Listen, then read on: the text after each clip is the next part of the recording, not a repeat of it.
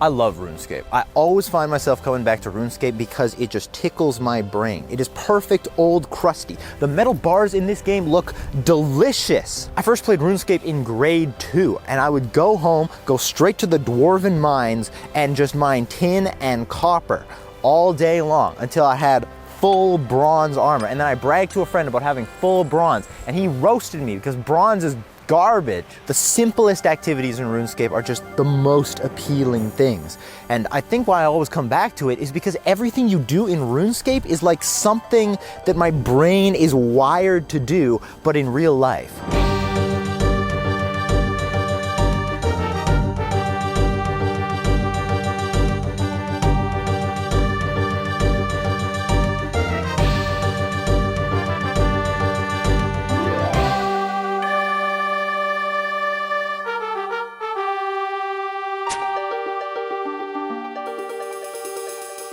I will say real life got better graphics than RuneScape. Well, in RuneScape, you can just like click on a man in Lumbridge and punch him to death. So, I mean, that sounds a bit better. I can choose not to play RuneScape, but I haven't chose not to play real life yet. Real life, I don't get experience for sitting on this. Oh, that's true. If I was in RuneScape, I'd probably get like hunting, gathering, sucking.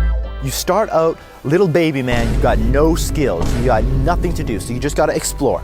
You look around, you try out different things, and you find out what you like to do. And you train certain skills, you get better at them, some skills lead into other skills naturally, and eventually though, you can't train them all, so you have to choose which skills you want to prioritize. But eventually as you level up your skills higher, they take longer and longer to level up. You can't always level up in a single day, but all the time you spend into it ends up with permanent progress. As you get higher level, you get access to newer things. And usually when your skills are high enough, you can make more money.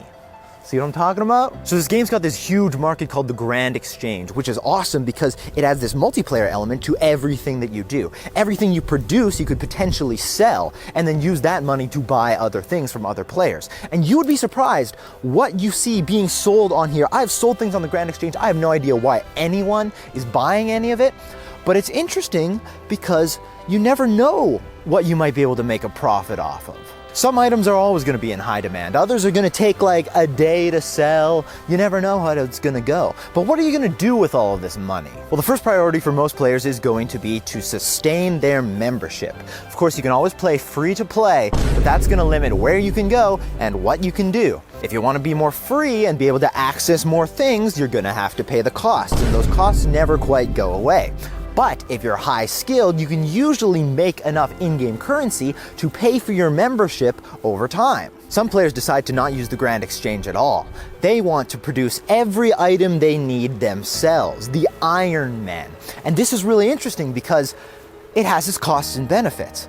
Everything is going to take a lot longer for you to get, but it can be so much more rewarding than just buying it off of another player because you produced it yourself. You gained the knowledge required to produce it, and now you have that knowledge, and you were forced to learn so much more about the world just in obtaining that yourself. Plus, when you know how to get everything yourself, it is a lot of work, but you end up spending a lot less money. It isn't all just leveling up skills. Sometimes it's actually quicker to level up a skill by accepting a quest. It's where someone else gets you to do something and you learn along the way of doing it.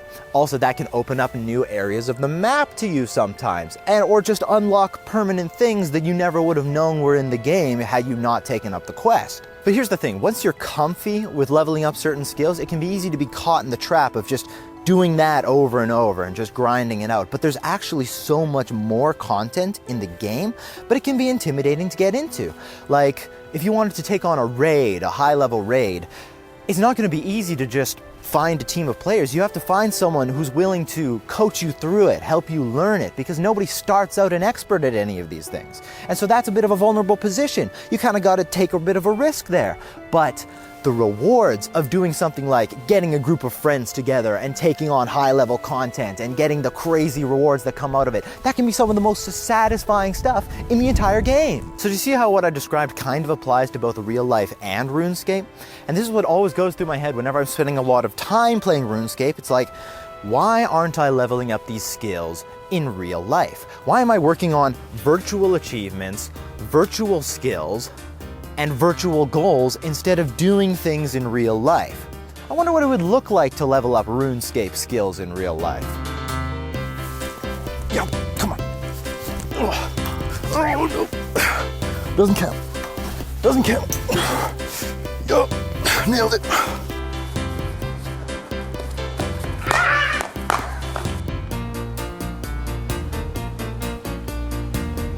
Fire making.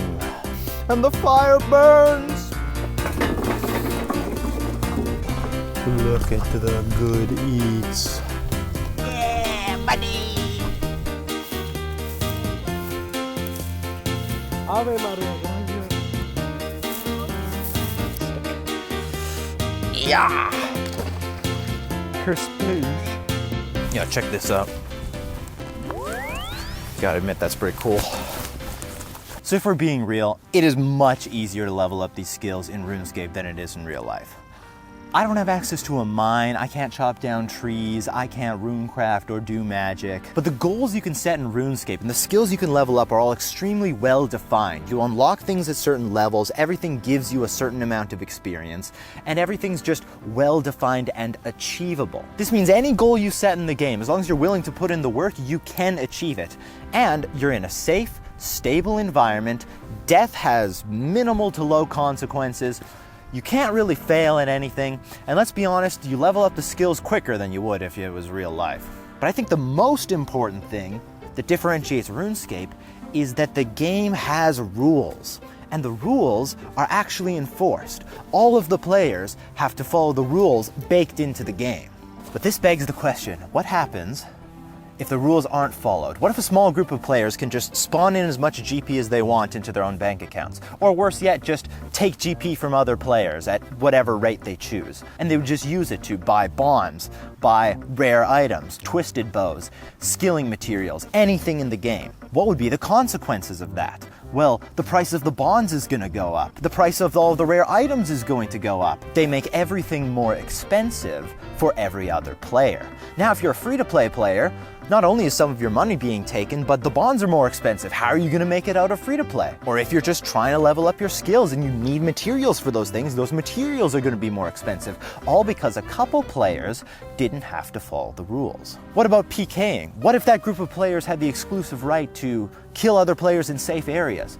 You didn't think you were risking your entire setup just by chilling in Falador.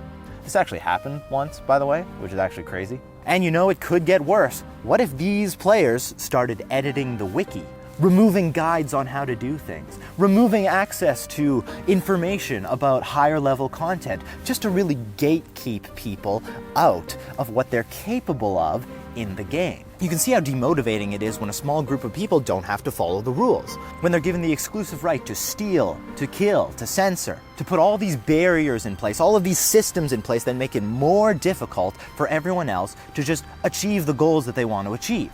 I think when you're in a system that is unfair like that, you can sense it. It's sort of built into our brains to sense these contradictions.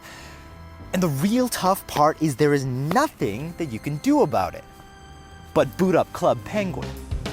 Okay, so get this. A little while back, we logged into a private Club Penguin server just to play some of the old games, and we met this other player who named himself after Rockhopper, the pirate. We versed him in the sledding minigame a couple times, but then we had to go get some groceries. So we told him we were gonna head out to Costco, and this is what he told us. Don't let them ID you at the door. Walk faster than that. Sometimes I just randomly think about that. That's not a problem. I have a Costco membership, but the idea, do not let people stop you.